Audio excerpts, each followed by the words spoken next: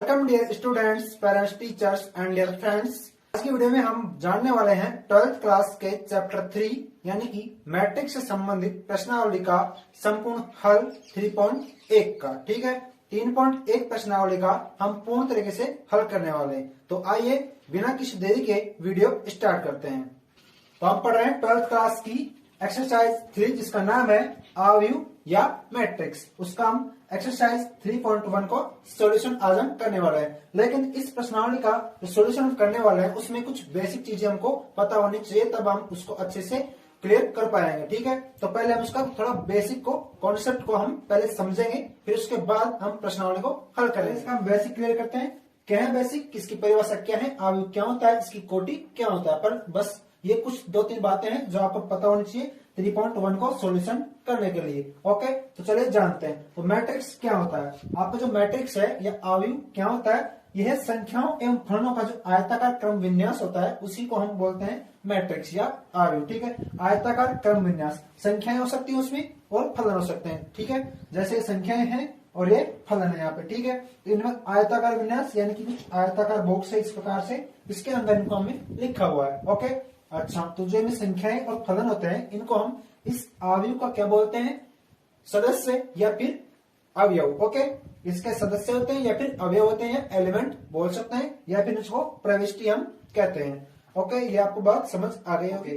अब देखिए यहाँ पर ए लिखा हुआ है और अंदर संख्याएं हैं, बाहर बड़ी एबीसीडी लिखी है। इसका मतलब है हम किसी भी अवयव को रिप्रेजेंट करने के लिए अंग्रेजी के बड़े अक्षर का उपयोग करते हैं। ओके, के अंदर 2 प्रकार से हम देखते हैं, जिनमें जो क्षैतिज रेखा है इसको जैसे इस प्रकार रेखा खींचते हैं यहाँ पर, तो इसको जो बोलते हैं वो क्या बोलते हैं, अवयव के अंदर पंक्ति बोला जाता है। और जब ऊपर से नीचे यानी कि इस प्रकार से चलते हैं हम तो उसको स्तंभ बोला जाता है। ठीक है, स्तंभ यानी खंबा होता है। तो खंबा कैसा होता है, खड़ा होता है, यानी कि हम अवयव के अंदर अगर खड़े चलेंगे तो हम उसको स्तंभ बोलेंगे, अगर आगे चलेंगे यानी कि क्षैतिज चलेंगे तो पंक्तियां होंगी। ठीक है, हम पंक्तियां इस प्रकार से बनाते हैं आगे पीछे देखकर। ठीक है, तो आगे पीछे इसके पीछे ये आ रहा, तो ऐसे पंक्तियां बनेगी और ऊपर से नीचे चलेंगे तो स्तंभ बनेगा। ठीक है, तो इनको पंक्तियां बोलते हैं और इनको स्तंभ बोलते हैं। ये आपको समझ आ गया होगा। पता कैसे लगता है डायरेक्ट की, इसमें अगर हम लिखना चाहें इसी अवयव के अंदर किसमें कितनी पंक्तियां हैं और कितने स्तंभ है, तो कैसे लिखते हैं, तो पंक्ति कितनी इसमें इस प्रकार से देखते हैं, तो 1 पंक्ति, 2 पंक्ति और 3 पंक्ति। ठीक है,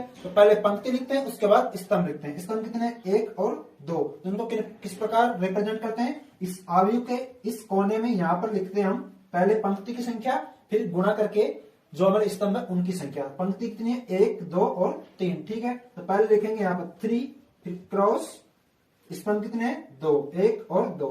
तो ये हमारी 3 क्रॉस 2 की मैट्रिक्स कहलाती है। इसी को हम बोलते हैं इसकी कोटि। ओके, कितनी कोटि की मैट्रिक्स है, 3/2 की मैट्रिक्स है। ओके, तो ये यहाँ पे देखें तो इसमें पंक्तियां, ये वाली पंक्ति तो 1 पंक्ति 2 पंक्ति। ठीक है, स्तंभ कितने, 1, 2 और 3। तो ये कितने पंक्ति और कितने स्तंभों की मैट्रिक्स है, ये 2 पंक्ति और 3 स्तंभों की मैट्रिक्स है। तो इसको कैसे लिखते हैं, इसको लिखेंगे 2 क्रॉस 3। ठीक है, इसका मतलब है इसमें 2 पंक्तियां हैं और 3 स्तंभ है। उसी प्रकार यहाँ पे देखेंगे, यहाँ भी 2 पंक्तियां हैं और 3 स्तंभ है, तो इसको भी हम लिखेंगे 2 क्रॉस 3 की मैट्रिक्स है। ओके, ये आपको समझ आ गया होगा। तो जो अंदर के एलिमेंट है उनको हम छोटे एबीसीडी के अक्षरों से लिखते हैं। अब जैसे इसमें ए है तो हम ए के अंदर छोटे एबीसीडी के ए लिखते हैं। ठीक है, अब इसमें जो पहला अक्षर जैसे यहाँ पे लिख रखा है ये पंक्ति है और ये स्तंभ है। ओके, उसी प्रकार अगर हमें यह पूछ लिया जाए कि पहली पंक्ति और पहला स्तंभ में कौन सा अवयव है, तो पहली पंक्ति ये रही, पहला स्तंभ ये रहा,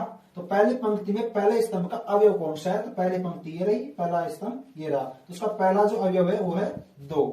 अगर ऐसा पूछ लिया जाए पहली पंक्ति और दूसरा स्तंभ में जो पहला अवयव है वो कौन सा है, तो पहली पंक्ति ये रही, इसका पहला स्तंभ, दूसरा स्तंभ ये वाला, तो 5 हो जाएगा। ठीक है, अब ऐसे पूछा जाए दूसरी पंक्ति और पहला स्तंभ में कौन सा अवयव होगा, तो ये देखो 0 होगा।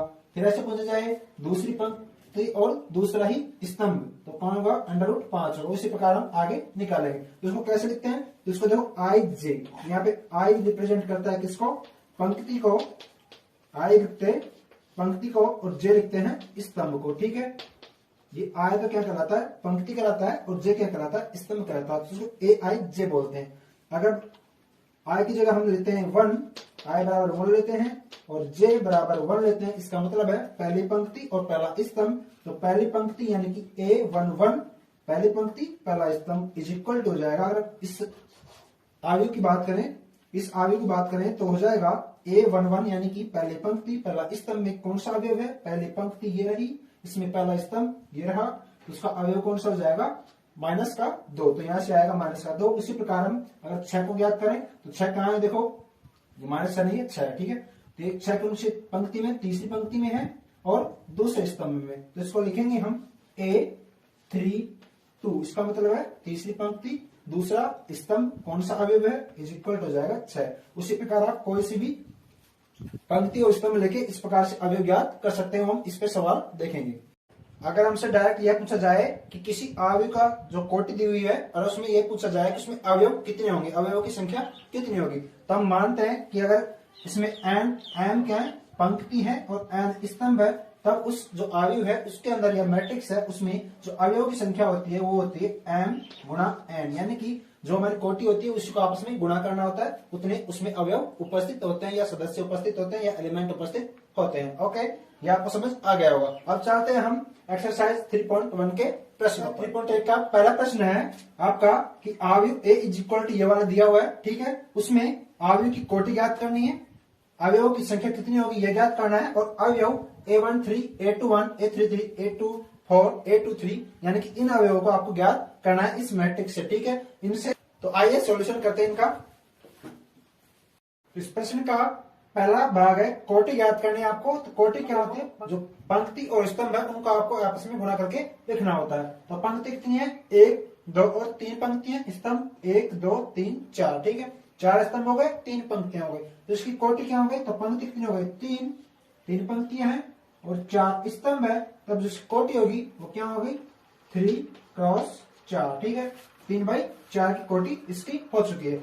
अब देखते हैं अवयवों की संख्या क्या होती है। तो जो कोटि होती है उसी का आपस में गुणा करना है। तो कोटि क्या हो गए 4 गुणा 3, तो 4 3 12, तो 12 इसमें क्या होंगे अवयव होंगे, तो इसमें अवयव की संख्या हो जाएगी 12, ठीक है। अब ज्ञात करना है आपको कि अवयव निकालना है A13, A21, A33, A24, A23, ठीक है, ये अवयव आपको निकालना है। तो A13 का मतलब है पहली पंक्ति में चलना है और तीसरे स्तंभ को देखना है आपको, ठीक है, पहले पंक्ति में चलो और तीसरा स्तंभ यानी कि ये वाला, ठीक है, यानी 19 इसका उत्तर हो जाएगा। उसी प्रकार आपको निकालना A21, इसका मतलब है दूसरी पंक्ति और पहला स्तंभ देखना है, दूसरी पंक्ति और पहला स्तंभ यानी कि यही है, यानी कि 35 आपका उत्तर हो जाएगा, ठीक है, इसका उत्तर हो जाएगा 35। उसी प्रकार अगर देखें A33, इसका मतलब है तीसरी पंक्ति और तीसरा स्तंभ, तीसरी पंक्ति तीसरा स्तंभ यानी कि -5, ठीक है, तो इसका मतलब हो जाएगा ये -5 है। अब उसी प्रकार आपको A24 और A23 आप सब निकालना, ठीक है, आपको भी, तो आप भी इसके साथ साथ सॉल्यूशन करते जाइए। तो आपको A24 और A23 आपको निकालना है, किताब से आप देख के निकालेंगे। ओके, चलते हैं सेकंड क्वेश्चन पर। दूसरा प्रश्न है इसका कि यदि किसी अवयव में 24 अवयव हैं, कितने अवयव हैं उसमें, कुल अवयवों की संख्या है 24, ठीक है, ये क्या है अवयव है, यानी कि इसमें इतने एलिमेंट उपस्थित होंगे, यानी कि 24 अवयव दिए हुए हैं, तब इसकी संभव कोटि आपको ज्ञात करनी है, यानी कि किस प्रकार से इसकी कोटि आ सकती है, किन किन प्रकार से हम इसको अवयव बना सकते हैं, इसका मैट्रिक्स बना सकते हैं, उसकी कोटि आपको निकालनी है। फिर अगला इसमें प्रश्न है यदि इसमें 13 अवयव हों तब कोटियां क्या होंगी, अगर अवयव कितने हों, अगर आपके जो अवयव है उनकी संख्या अगर 13 हो जाए तब आपको किस प्रकार से कोटि निकल के आएगी वो आपको ज्ञात करनी है। तो एक ही प्रश्न में 2 प्रश्न हो गए, पहले आइए देखते हैं।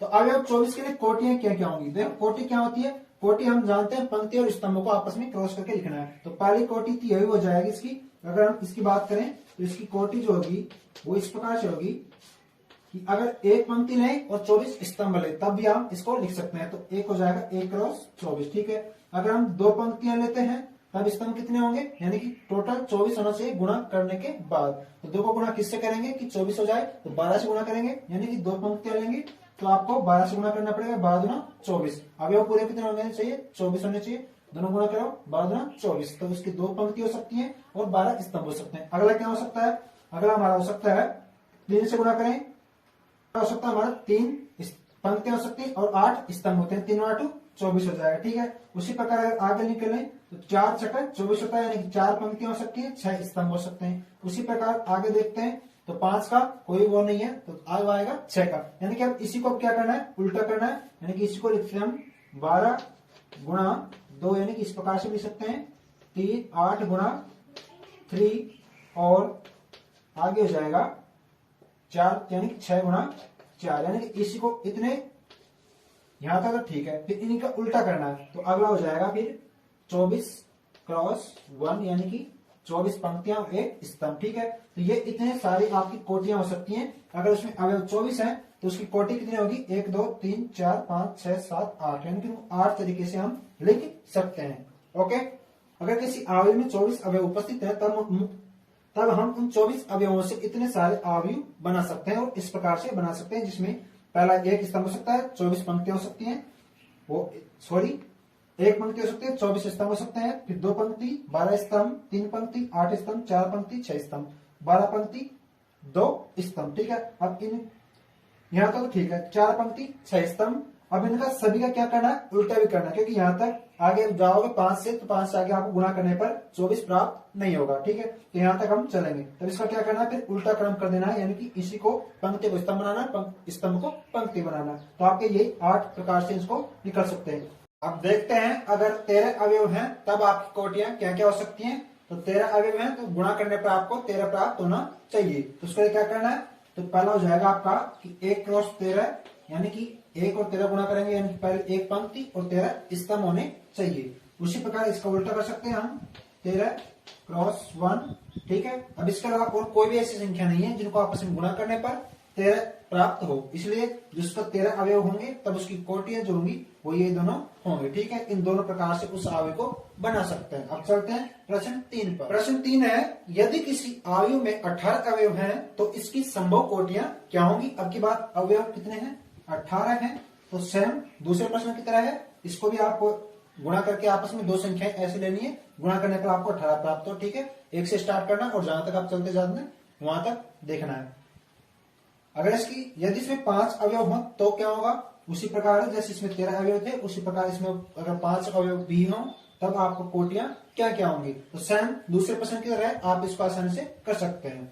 अगला प्रश्न है चौथा, अवयव A is equal to AIJ इस प्रकार से है, इसकी रचना करनी है आपको। अगर उसके अवयव निम्नलिखित प्रकार से प्रदत्त हैं, कैसे हैं, अगर उसके अवयव इस प्रकार से हैं, AIJ is equal to I plus J का होल स्क्वायर बटा 2, कितने कोटि का है, 2 बाई 2 कोटि का एक अवयव है, 2 बाई 2 कोटि का अवयव है। तब हम क्या करेंगे, इस अवयव का जो निर्माण होगा वो कुछ इस प्रकार से होगा, पहला स्तंभ और पहली पंक्ति और पहला स्तंभ, यानी कि A11 आएगा, दूसरा A12 आएगा, A21 और फिर आएगा A22। ये आपका 2 बाई 2 का मैट्रिक्स हो चुकी है, 2 बाई 2 की मैट्रिक्स हो गई। A इज इक्वल टू, ये हमने 2 बाई 2 की मैट्रिक्स मान ली। ठीक है, तब यहाँ पर A11 यानी कि इस अवयव का मान है A11, दूसरे का है A12, फिर इसका है A21, फिर इसका है A22। ठीक है, अब वैसे इसका मान निकालना है, तो पहले निकालेंगे इसका, पहले निकालना हमको A11। ठीक है, यानी कि I भी 1 है और J भी 1 है, पंक्ति 1 और स्तंभ भी 1। तो A11 इसका मतलब है I की जगह 1, J की जगह 1, I की जगह 1, J की जगह 1। I कहां पर है, ये रहा, इसकी जगह 1, और J कहां है, ये रहा, इसकी जगह भी 1। दोनों का होल स्क्वायर करना है, बटे 2 करना है। कितना आता है, 1 और 1 2 गए, 2 का स्क्वायर 4 और 4 बटा 2 यानी कि 2। तो पहला अवयव आ गया आपका 2।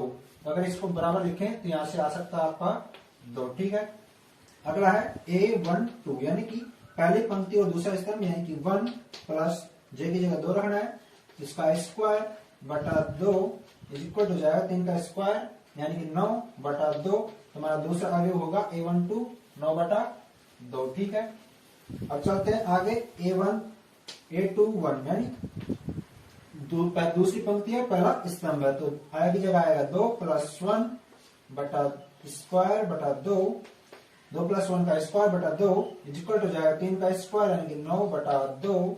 तो ये भी हो जाएगा 9 बटा 2। अब चलते हैं A22 को निकालते हैं, A यानी कि दूसरी पंक्ति और दूसरा स्तंभ, तो हो जाएगा 2 प्लस 2 इसका स्क्वायर बटा 2, यानी कि 4 का स्क्वायर यानी कि 16, 16 बटा 2 यानी कि 8। ठीक है, तो इसका ये वाला अवयव होगा 8। तो इस प्रकार से हम इस अवयव को आसानी से ज्ञात कर सकते हैं। 2 क्रॉस 2 का अवयव दो कोटि का अवयव है, ठीक है। कार्ड आपको चौथे का दूसरा और तीसरा भी आप करना है, ठीक है। इसी प्रकार करना है उनको भी। एज ये का ये अवयव बनेगा, उसमें 1 1 1 2 2 1 2 2 इस प्रकार से अलग अलग ये यहाँ पर जो एक आई जे है वो अलग अलग दिया हुआ, ठीक है। तो उसकी जगह आप आई की जगह 1 रखेंगे पहले, फिर 1 रखेंगे, फिर 1 2 रखेंगे, फिर 2 1 फिर 2 2, ठीक है। इस प्रकार से आपको निकालते जाना है, तो आपका अवयव आसानी से आ जाएगा। प्रश्न 5 है, एक 3x4 अवयव की रचना कीजिए, यानी कि 3/4 की मैट्रिक्स आपको बनानी है, जिसके अवयव कुछ इस प्रकार से दिए होंगे। aij is equal to 1/2 mod -3i + j। i और j क्या है यहाँ पे, एक i का मतलब पंक्ति और j का मतलब स्तंभ है, ठीक है। तो हम पहले 3x4 की मैट्रिक्स का निर्माण करते हैं। तो पहले हम माना कि हमारी जो मैट्रिक्स है a इज इक्वल टू इस प्रकार से होगी, 3 पंक्ति होनी चाहिए, 4 स्तंभ होने चाहिए, ठीक है। तो ये हो जाएगी आपकी a11 a12 a13 a14, 4 स्तंभ हो गए आपके, ठीक है। 1 2 3 4 3 पंक्तियां होनी चाहिए, यानी कि a21 a22 a23 a24 a31 a32 a33 और a34, ठीक है। ये आप क्या हो गई, वो मैट्रिक्स हो गई 3/4 की, ठीक है। ये 3x4 की अवयव है, मैट्रिक्स है, ये हमारी मैट्रिक्स बनकर तैयार है। अब इसमें आपको क्या करना है, सभी में 1 1 इस प्रकार से सभी का मान निकालना है। जैसे कि यहाँ पे a21 है, यानी कि i की जगह 2 रखना है, j की जगह 1 रखना है, ठीक है। और यहाँ पे मोड़ लगा हुआ है, इसका मतलब है अंदर अगर माइनस की संख्या आती है जोड़ भागी करने के बाद, तो उसको आपको प्लस में ही लेके चलना है। जैसे हमने पहला निकाल के a1 1, यानी कि i की जगह 1 लेना है, j की जगह 1 लेना है। i की जगह 1 लेंगे, 1 से गुना 3 को करेंगे, माइनस का 3 प्लस j की जगह 1, तो आ जाएगा 1/2 -3 + 1 हो जाएगा -2, तो -2 आ रहा है, ठीक है। -2 है तो इसको प्लस में लेंगे, मोड़ उठाएंगे तो प्लस हो जाएगा, यानी कि 2/2 इज इक्वल टू जाएगा 1। तो a11 का मान है 1। उसी प्रकार निकालेंगे हम a12 1/2 -3 गुना i की जगह क्या है 1 है, तो 1 प्लस j की जगह 2, इसका मान आ जाएगा 1/2 3 कम 3 -3 + 2, यानी कि -1, तो -1 आएगा मोड़ में, उसको हम प्लस में लेके चलेंगे, क्योंकि मोड़ लगा, इसका मतलब है अंदर जो भी संख्या माइनस की आएगी उसको आप प्लस में लेके चलेंगे। अब इसको प्लस में लेंगे, खोलने पर हो जाएगा 1/2।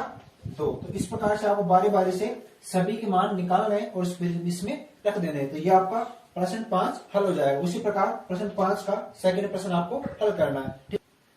आप साथ में साथ इसी प्रकार आपकी प्रैक्टिस भी हो जाएगी। आपको इतना समझ आ गया तो आप सभी का मान आसानी से निकाल सकते हैं। बस आपको ध्यान रखना है अंदर माइनस आता है तो उसको प्लस में लेके चलना है, ठीक है। अब चलते हैं प्रश्न 6 पर। दिया है एक्स वाई जेड के मान आपको याद करने हैं।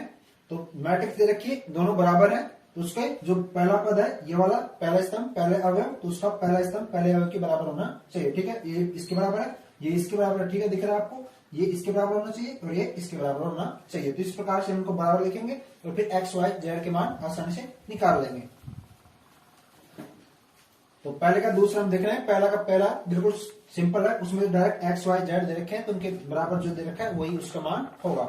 इसमें है x plus y is equal कितना है, इसके बराबर है 6, ये हो जाएगा समीकरण 1, ठीक है। अगला है 5 plus Z is equal to है 5 के, तो यहां से अगर जेड का मान निकाले हम तो 5 से 5 कट गया, तो यहां से जेड का मान आ जाएगा 0।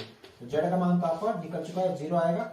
और एक्स वाई दिया हुआ है आपको, x y is equal to है आर, ठीक है। ये समीकरण 1 और समीकरण 2, इन दोनों की सहायता से हम देखो यहाँ से x प्लस वाई का मान 6 है। अगर यहाँ पे x माइनस वाई इस प्रकार से प्रश्न x माइनस वाई इस प्रकार से दिया होता तो हम इसका मान आसानी से निकाल सकते थे x और y का विलोपन विधि के द्वारा। लेकिन यहाँ पर x y यानी कि गुणा दिया हुआ है उनका, ठीक है, इनको हम इस प्रकार से डायरेक्ट हल नहीं कर सकते। तो उसके लिए पहले x माइनस वाई हमको चाहिए, तो उसको कैसे लाएंगे, तो हम जानते हैं कि x माइनस वाई का whole square is equal to होता है x प्लस वाई का होल स्क्वायर माइनस का 4xy, ठीक है। आप इसको सिद्ध भी कर सकते हैं, इसका मान निकालेंगे तो हो जाएगा x square plus y square plus 2xy और फिर है माइनस का 4xy। तो 2xy और 4xy घटेंगे तो माइनस का 2xy बचेगा, जो कि इसके बराबर आ जाएगा, ठीक है। X square plus y square minus 2xy इसका सूत्र होता है, तो ये इसके बराबर आ जाएगा। तो इससे यहाँ पर हमको x माइनस वाई आसानी से प्राप्त हो जाएगा। x प्लस वाई यहाँ पे दिया हुआ है और x वाई यहाँ पे दिया हुआ है, तो इनका मान इसमें रखो तो हो जाएगा यहाँ से x माइनस वाई का होल स्क्वायर, हमको x माइनस वाई चाहिए, होल स्क्वायर भी हम हटा देंगे बाद में। x प्लस वाई का होल स्क्वायर कितना है, 6 का स्क्वायर करना है तो मतलब 36 हो जाएगा, माइनस 4 गुना एक्स वाई कितना है 8 गुना 4 से करेंगे तो 8 चौक 32, तो यहाँ से आपको घट के आ जाएगा 36 में से 32 गया तो 4। अब x माइनस वाई का मान निकालना है आपको, ये तो होगा x माइनस वाई का होल स्क्वायर। अगर x minus y is equal to निकालेंगे तो हो जाएगा आपका 4 का अंडर रूट यानी कि 2, तो यहाँ से x minus y 2, x plus y 6। अब आप इसको विलोपन विधि के द्वारा इन दोनों को जोड़ेंगे तो y कट जाएगा, 2x बराबर हो जाएगा 8 यानी कि x बराबर 4 हो जाएगा आपका। विलोपन विधि से आप आसानी से हल कर सकते हैं। तो x का मान होगा 4, फिर y का मान क्या होगा 2 हो जाएगा, यहाँ से y इज इक्वल हो जाएगा 2, ठीक है। या फिर x बराबर 2 y बराबर 4, ऐसे उल्टा सीधा हो सकता है, लेकिन z बराबर 0 आपका रहेगा। ये हो गया इसका सॉल्यूशन। इसी प्रकार आपका छठे का तीसरा प्रश्न है, उसको भी आप आसानी से हल कर सकते हैं। x plus y plus z बराबर 9 दिया हुआ है, फिर x प्लस जेड बराबर 5, फिर y प्लस जेड बराबर 7 दिया हुआ है, ठीक है। तो पहले क्या करेंगे हम y प्लस जेड का मान समीकरण 1 में रखेंगे। देखो x plus y plus z उसमें बराबर 9 दिया हुआ है, उसमें y प्लस जेड बराबर कितना है 7, इसका मान y प्लस जेड की जगह रख देंगे 7, तो x बराबर हो जाएगा आपका 2। उसी प्रकार x बराबर आ गया 2 तो z बराबर हो जाएगा 3, तो फिर y बराबर क्या हो जाएगा 3 हो गया, तो y बराबर हो जाएगा 4, ठीक है। सिंपल सा। आगे है प्रश्न 7। प्रश्न 7 में दिया हुआ है कि इस प्रकार से दो अवयव है मैट्रिक्स है, उनको बराबर दे रखा है और फिर एबीसीडी का मान आपको याद करना है, ठीक है। कैसे करेंगे तो सिंपल है, a minus B is equal to दिया हुआ है -1 यानी कि इसके बराबर ये होना चाहिए, माइनस का 1, पहला समीकरण होगा ये वाला, ठीक है। दूसरा ए बी जिसमें होगा उसको लेंगे हम, ठीक है। पहले तो ए बी इसमें है, इसमें सी डी है, इसमें ए सी है, ठीक है। ए बी इसमें है, तो पहले इन दोनों को हम लेंगे। तो ए बी 2a माइनस का b इज इक्वल टू कितना होगा 0, ओके। तो यहां से देखो बिल्कुल सिंपल हो गया। अब इसको क्या करना है, देखो यहाँ पे 2 है, यहाँ पे 1 है, इधर माइनस b है, इधर ये है, ठीक है। आप डायरेक्ट इसमें से इसको घटा सकते हैं विलोपन विधि के द्वारा, तो यहाँ से मान आसानी से निकल जाएगा। इसको समीकरण 1 दिया, इसको समीकरण 2 दिया, तो यहाँ से हम क्या करेंगे समीकरण 2 में से समीकरण 1 को घटाने पर तो लिखेंगे समीकरण 1 माइनस समीकरण 2, समीकरण 2 में से ना समीकरण 2 माइनस समीकरण 1 करने पर, ठीक है। तो 2 का है या 2a minus B is equal to 0। पहला प्रश्न है a minus B is equal to minus का 1, घटाने पर चिन्ह चेंज होते हैं, तो यहाँ से प्लस का है तो माइनस, माइनस का है तो प्लस, और इधर माइनस का है तो प्लस, ठीक है। ये हो जाएगा प्लस का, ये प्लस का और ये माइनस का ये आपस में कट जाएंगे 0, ये माइनस का घटेगा इसमें से, तो ये हो जाएगा a, यहाँ पे a बचेगा बराबर ये प्लस का होगा यानी कि 1, तो a का मान कितना हो जाएगा 1, a का मान 1 है, तो b का मान क्या हो जाएगा, a को इस b को उधर फेंको या फिर 1 को इधर लाओ, ठीक है। तो यहाँ पे इसका मान रखेंगे, तो यहाँ से हो जाएगा a का मान 1 है, तो 1 माइनस का b इज इक्वल टू -1, तो b का मान निकालना है, तो b माइनस का इधर है, उसको उधर लेके जाओ, माइनस को इधर लाओ, तो उसको लाएंगे तो हो जाएगा 2 इज इक्वल टू b, यानी कि b का मान हो जाएगा 2। b का मान 2 है, तो c का मान क्या हो जाएगा, c का मान कहां से निकालेंगे, यहाँ से निकालेंगे। 2a plus c is equal to कितना है 5 है, 2a plus c is equal to 5। a का मान क्या है, a का मान 1 है, तो 2 हो गया, तो c का मान क्या हो जाएगा 2 घटाएंगे तो c इज इक्वल टू हो जाएगा 3, ठीक है। अब क्या करना है, d का मान, c का मान 3 है, 3 3 9, 9 d इज इक्वल टू हो जाएगा 13, तो d का मान हो जाएगा 4, ठीक है। यहां से हो जाएगा 9 plus d is equal to 13, तो d इज इक्वल टू हो जाएगा 4, ठीक है। आपको आसानी समझ आ गया होगा किस किस प्रकार से एबीसीडी का मान आपने निकाला। अगला प्रश्न दिया हुआ है कि कोई मैट्रिक्स है ए आई जे, ठीक है, आई पंक्ति और एन स्तंभ वाली, तो इसमें m क्रॉस n की कोटि के मैट्रिक्स है, तब कह रहा है कि ये वर्ग अवयव होगा यदि यहाँ पर अगर m और n क्या हो बराबर हो, अगर 2 कोटि है यानी कि 2 पंक्तियां हैं तो 2 ही स्तंभ होने चाहिए, अगर 3 पंक्ति है तो 3 स्तंभ होने चाहिए, 4 पंक्ति है तो 4 स्तंभ होने चाहिए, 1 पंक्ति है तो 1 स्तंभ होना चाहिए। जब इस प्रकार से दोनों का मान बराबर हो m और n का, यानी कि दोनों की कोटि क्या हो, m और n अगर कोटि है तब m और n का मान क्या होना चाहिए बराबर होना चाहिए, तब आपकी जो अवयव होता है वो आपको वर्ग अवयव होता है, ठीक है। ये आपको समझ आ गया होगा। इस प्रकार से दोनों का मान बराबर होना चाहिए, तो यहाँ पे हो जाएगा ऑप्शन सी राइट आंसर। अब चलते हैं 9वें प्रश्न पर। प्रश्न 9 ऐसे कह रहा है कि ये जो दो मैट्रिक्स दी हुई है ये किन मानों के लिए, किन एक्स वाई के मानों के लिए बराबर होगी। ठीक है, तो बराबर होगी किन एक्स वाई के मानों के लिए बराबर होगी, तो उसका मान कैसे निकालेंगे, पहले दोनों को क्या कर दो, बराबर कर दो। जैसे हमने 6 और 7 प्रश्न को किया था उसी प्रकार इसको भी हल करना है। क्या करना है, एक्स और वाई का मान क्या करना है, सभी से पहले से यहाँ से वाई का मान निकालो। देखो यहाँ से पहले एक्स का मान निकाल लो, ये किसके बराबर है, 0 के बराबर है, यानी कि 3x plus 7 is equal to 0। यहाँ से x का मान हो जाएगा, x 7 को जगह भेजेंगे माइनस का 7 और 3 इसको हटाएंगे तो भाग में चल जाएगा, यानी कि x इज इक्वल टू हो जाएगा माइनस का 7 बटा 3। तो एक तो x का मान ये है। ठीक है, और x का है ये वाला, तो 2 minus 3 x is equal to हो जाएगा आपका 4 है। x का मान निकालना है, इधर इसको उधर लेके जाते हैं, इसको इधर लाते हैं, तो इसको इधर लाएंगे तो हो जाएगा 2 माइनस 4 इज इक्वल टू हो जाएगा 3x। यहाँ से बचेगा माइनस का 2 इज इक्वल टू 3x।